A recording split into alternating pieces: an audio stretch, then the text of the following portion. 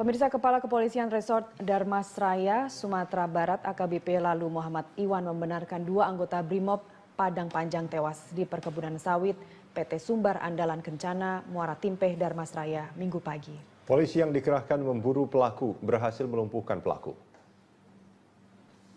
Kapolres Darmasraya AKBP Lalu Muhammad Iwan mengatakan 2 anggota Brimob Padang Panjang, Brigadir Nanang Hardiansyah dan Brigadir Anasril, saat itu tengah patroli dan memergoki 2 mobil truk dan 1 mobil pickup tengah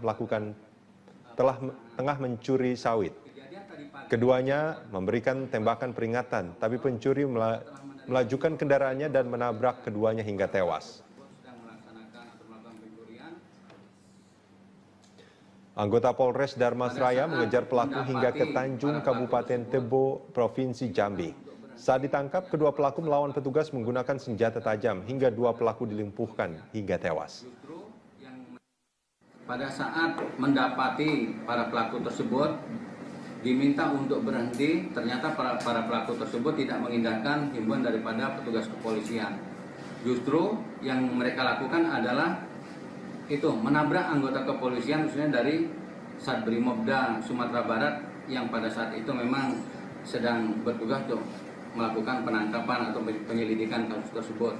Anggota Brimob yang ada di perusahaan tersebut yang sedang melaksanakan penyelidikan pengungkapan kasus tersebut melaksanakan pengejaran para pelaku tersebut hingga ke wilayah Tanjung atau Kecamatan Tanjung. Kembali di News on the Spot, pemirsa, Ketua Umum Partai Golkar versi Munas Bali Abu Rizal Bakri mengatakan tidak akan maju kembali dalam pemilihan Ketua Umum Golkar selanjutnya. Untuk informasi selengkapnya kita bergabung dengan reporter Priscila Dahuan dan juru kamera Rianto langsung dari JCC Senayan, Jakarta. Iya, Cila, setelah kemudian dibuka tadi malam, apa informasi terbaru dari arena Rapimnas? Ya, Carlos, pada hari ini merupakan hari kedua penyelenggaraan Rapimnas Golkar 2016 dan pada hari ini juga nanti akan dibahas beberapa agenda dan memang baru saja dimulai sekitar pukul 11 pagi tadi. Dan memang pada hari ini agendanya adalah pembacaan laporan daerah yang akan dibacakan oleh DPD di seluruh Indonesia. Lalu juga nanti dilanjutkan dengan rapat paripurna yang akan dipimpin langsung oleh Ketua Umum Golkar versi Munas Bali yakni Abu Rizal Bakri. Dan memang sejak pukul 11 tadi penyelenggaraan Rapimnas ini diselenggarakan secara tertutup dan tidak diperbolehkan awak media untuk meliput lebih jauh. Lalu memang pada hari ini juga rencananya nanti juga akan ada tanggapan dari para anggota DPP mengenai laporan dari daerah-daerah yang akan dibacakan pada hari ini hingga pukul 11 malam nanti. Lalu berbicara mengenai penyelenggaraan Rapimnas ini yang memang sempat menuai pro dan kontra, namun dengan tegas Abu Rizal Bakri menyatakan bahwa Rapimnas ini adalah sah karena memang diadakan berdasarkan dengan anggaran dasar rumah tangga dari Partai Golkar itu sendiri dan juga tentunya dengan restu dari Jusuf Kalla selaku politisi Golkar yang senior dan juga selaku juga ketua dari tim transisi di Partai Golkar ini. Dan untuk lebih jelasnya kita akan langsung mendengarkan pernyataan dari Abu Rizal Bakri mengenai hal ini. Nanti kita lihat keputusan siapa yang sah. Pelaksana Munas itu di dalam anggaran dasar dikatakan adalah DPP, Dewan Pimpinan Pusat Partai Golkar. Seperti kita ketahui, Dewan Pimpinan Pusat Partai Golkar yang ada sekarang adalah Bali, karena keputusannya adalah serta-merta di Pengadilan Tinggi dan Pengadilan Negeri. Tetapi kita mengikut sertakan semua pihak untuk ikut dalam Rapimnas ini, dalam Munas yang akan datang gitu. Tapi Rapimnas ini belum memutuskan. Jadi kita akan putuskan nanti, besok kita lihat keputusan dari Rapimnas. Saya kan hanya mempunyai wacana. Sedangkan kemudian yang lain adalah keputusannya pada daerah dan pada pemegang hak lainnya. Lalu menyambung kembali mengenai nantinya apakah Abu Rizal Bakri akan menjabat kembali sebagai ketua umum, mengingat bahwa Abu Rizal Bakri sudah menjabat di Golkar sebagai ketua umum selama 2 periode. Dengan tegas Abu Rizal Bakri menyatakan dirinya tidak lagi akan menjabat sebagai ketua umum Partai Golkar di periode selanjutnya dan akan menyerahkan seluruh kepemimpinan ke kader-kader yang lebih muda. Namun Abu Rizal Bakri juga menyatakan dirinya juga berkeinginan untuk dapat menjabat dan mengisi jabatan di Mahkamah Partai Golkar, yang mengingat bahwa MPG adalah di atas dari seluruh struktur Partai Golkar. Carlos. Ya, Cila, ada peran dari Wakil Presiden Yusuf Kala yang merupakan ketua tim transisi. Semalam juga dalam pembukaan kita tahu ada Luhut Panjaitan dan juga Yasona. Lalu apakah ini menjadi sinyal keterlibatan pemerintah di sana? Dan seperti apa posisi dari Partai Golkar nanti? Apakah akan masuk dalam pemerintahan? Ya, jika mengingat bahwa semalam hadir Luhut dan juga Yasona dalam pembukaan Rapimnas ini, itu memang menjadi sinyal bahwa Golkar sepertinya akan merapat ke pemerintah. Namun hal ini ditegaskan kembali oleh Abu Rizal Bakri yang menyatakan bahwa memang Golkar akan mendukung pemerintahan Jokowi JK, namun tidak masuk ke dalam struktur pemerintahan. Itu ditegaskan berkali-kali oleh Abu Rizal Bakri yang menyatakan bahwa memang ia akan duduk bersama mendukung pemerintah, namun tidak duduk bersama dalam struktur pemerintahan. Nah, berikut kita simak langsung pernyataan dari Abu Rizal Bakri mengenai hal ini. Saya mengatakan kita duduk bersama mendukung pemerintah, begitu. Bukan berarti duduk di pemerintahan, nggak sama itu. Keluar dari KMP, Pak? Gimana? Kan keluar dari KMP. Nggak ada dong keluar dari PSA, udah bilang tadi malam kan nggak keluar. Ya, Ega, Gubernur DKI Jakarta tadi mengatakan ia siap jika dipanggil sebagai saksi terkait dengan kasus korupsi UPS ataupun pengadaan UPS terkait dengan dana siluman APBDP tahun 2015. Ahok mengatakan akan siap jika dikonfrontir dengan Haji Lulung terkait dengan pernyataannya bahwa di DPRD lah yang mengusulkan dana siluman terkait dengan pengadaan UPS di sejumlah kota di DKI Jakarta. Dan berikut pernyataan Gubernur DKI Jakarta di Gedung Balai Kota. Jaksa minta bantu kita untuk bantu saksi yang memberatkan. Dikit memberatkan tersangka.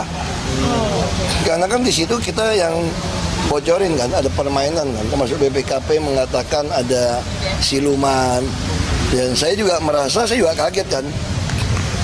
Makanya saya copot inspektorat gitu loh. Saya kaget gitu loh. Inspektorat ngaku sama kita, dulu kan masih ingat kan. Saya minta dia coret yang tidak perlu, lalu dia coret. Kenapa di APBDP tiba-tiba dia muncul? Lalu minta kita di inspektorat. Saya bilang jangan periksa dulu, biar BPKP apa yang lain periksa, dia periksa dulu. Makanya begitu dengar kesaksian di pengadilan, saya tidak tahu gitu loh. Ternyata kepala dinas yang lama, termasuk sekda, tahu loh. Kan di pengadilan ngomong. Nah, makanya jaksa pengen saya menguatkan itu. Mungkin setelah itu bisa ada tersangka baru, saya kira. Bapak rencananya datang untuk? Oh, saya harus datang dong. Saya mau bongkar. Anda menyaksikan News Update pukul 17 waktu Indonesia Barat bersama saya Ani Rahmi. Gubernur DKI Jakarta Basuki Cahayapurnama geram dengan oknum PNS senior yang membuli PNS junior di Pemprov DKI Jakarta. Kasus bullying ini didengar Ahok melalui laporan adanya PNS senior yang melarang PNS junior untuk menggunakan bus jemputan. Bukan dihilangin, nah. Sekarang kita tanya sama PNS ya. Ini namanya ngelunjak, saya bilang. Ini namanya betul-betul ngelunjak. Kita kasih bus, pagi-pagi datang. Tanya sama PNS muda, bisa naik nggak? Dibully loh di dalam bus. Sama yang udah duduk, merasa kursi punya dia. Jadi kalau PNS muda dibully, ini pertama. Terus kedua, ada iuran bulanan lagi. 75.000 sampai 100.000. Brengsek kan luar biasa nih, ada iuran bulanan.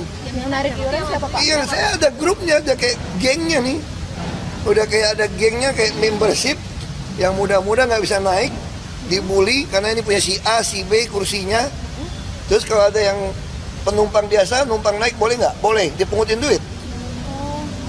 Tujuannya dari sini, Pak? Ya saya kan taruh mata-mata banyak. Pak, itu iurannya buat sopir. PNS, sopir digaji kok, makanya dia ada permainan.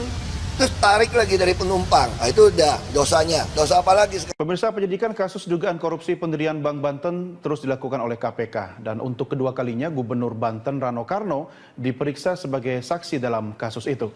Kita akan mengetahui bagaimana perkembangan terkini dari KPK bersama reporter Yul Yanawan dan juru kamera Bobby Tobing langsung dari gedung KPK Jakarta.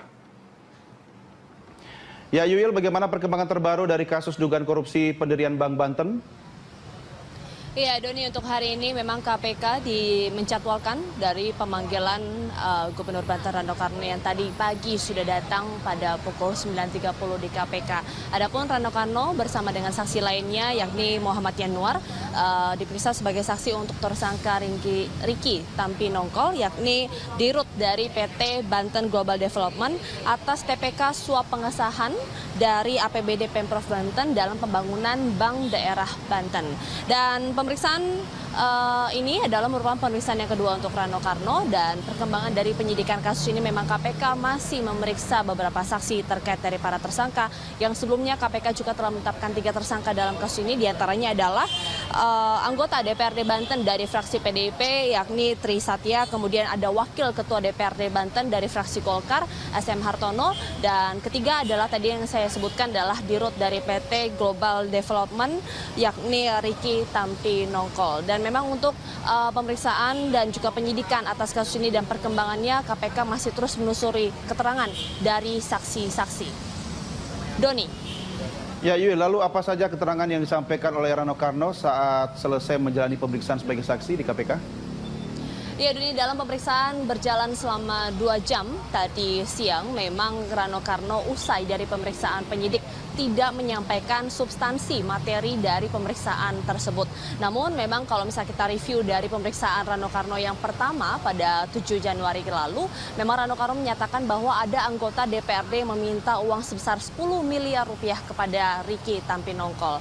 Dan memang meskipun Rano Karno tidak memberikan keterangan kepada awak media terkait dengan substansi dari isi dari pemeriksaan yang dilakukan yang diikutinya hari ini bersama dengan penyidik, memang kami juga masih memantau bahwa dari pemeriksaan saksi-saksi yang dikembangkan dalam kasus ini tentunya dari penyidik KPK juga akan menelusuri bukti-bukti dan juga keterangan dari saksi untuk memperkuat kemudian berkas-berkas untuk para tersangka dalam kasus TPK pengesahan dari suap dana APBD Banten untuk pembangunan Bank Banten 2016. Doni.